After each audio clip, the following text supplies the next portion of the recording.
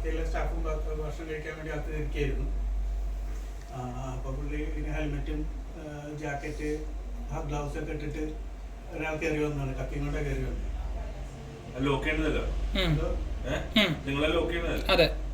ഇല്ല ഇല്ല ഇല്ല ഇല്ല ഇല്ല. നിങ്ങളുടെ അകത്ത് കയറാൻ പറഞ്ഞപ്പോൾ നിങ്ങൾ അകത്ത് കയറിയ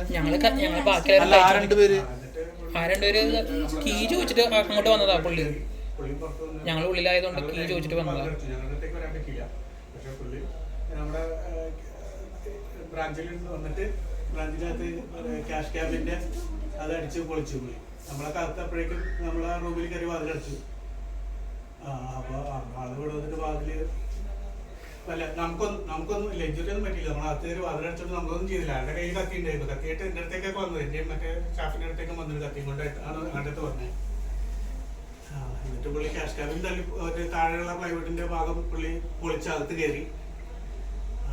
അകത്ത് കയറിയിട്ട് CCTV ക്യാമറയിൽ നോക്കി പുള്ളി ക്യാഷ് എടുത്തെന്നാണ്